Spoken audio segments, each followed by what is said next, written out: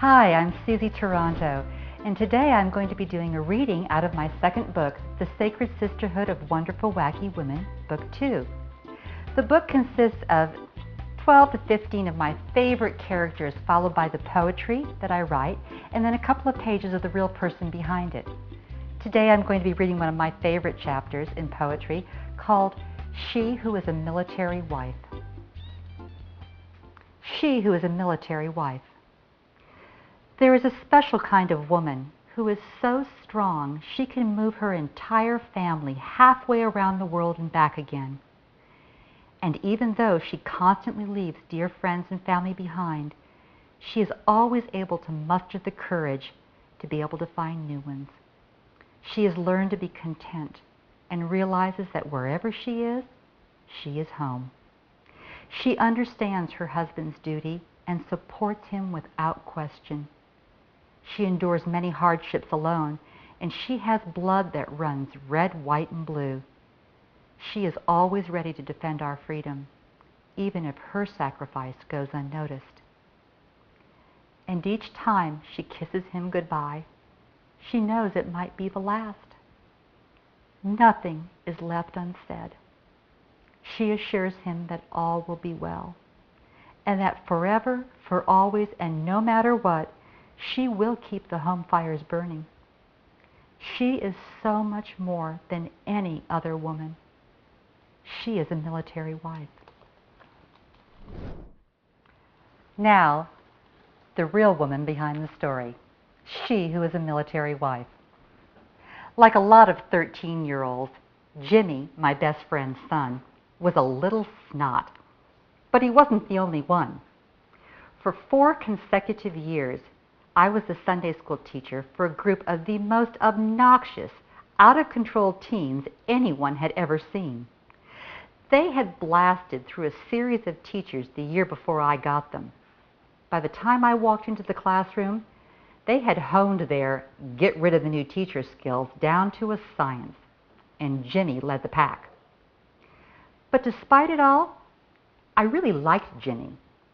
What is a surprise to some, but not to me, is that Jim has turned out to be one of the finest young men our country has. Jim is a Marine.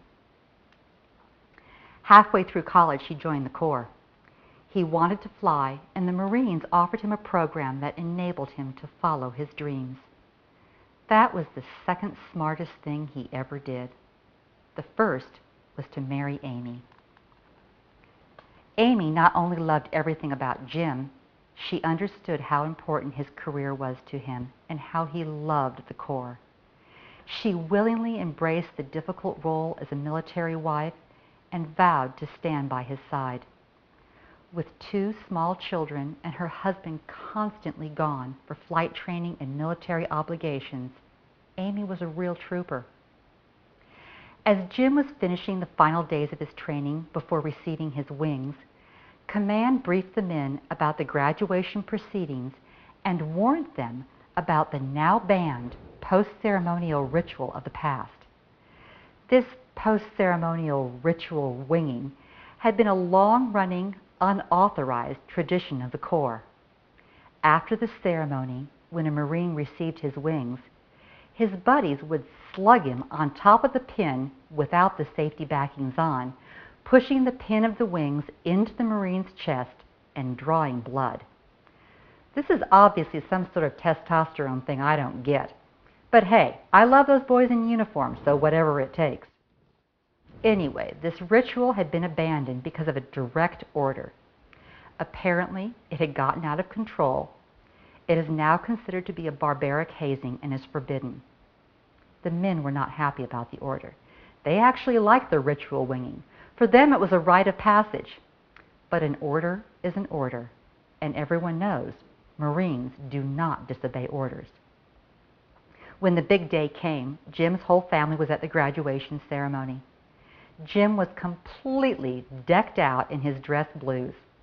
There's nothing like a man in uniform, especially a Marine. But if Jim was dressed to the nines, then Amy was a solid 10. As he stood at attention on the stage, his eyes gazed down at his beautiful wife and their 2 little ones. He couldn't have been more proud. A Marine actually has his wings pinned to his uniform by the person of his own choosing as part of the ceremony. This person might be his spouse, his parent, or a special mentor who'd had an impact on the Marine's life. It is considered a huge honor to be chosen to attach the wings, and everyone in that room knew it. Jim chose his wife for the job. When it was Jim's turn to receive his wings, Amy stood up, threw her shoulders back, and walked towards the stage. Her shiny blonde hair shimmered under the lights, and her red patent leather high heels made a clackety-clack sound. It only drew more attention to her long, sexy legs.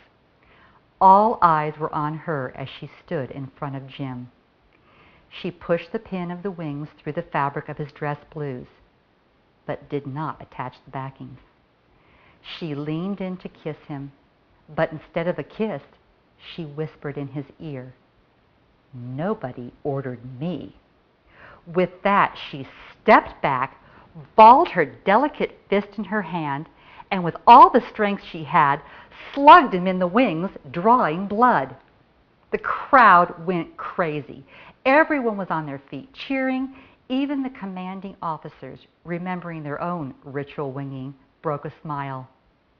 As Amy did in a crisp about-face and walked back to her seat, Jim fell in love all over again.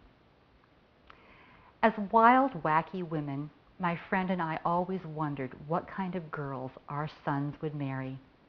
Would they run as far away as possible from their crazy moms and find themselves normal girls? Or would they, like their dads, choose to share their lives with wonderful, wacky, gutsy, go-for-it kind of women? We think Jim chose well. Semper Fi, Jim. God bless you.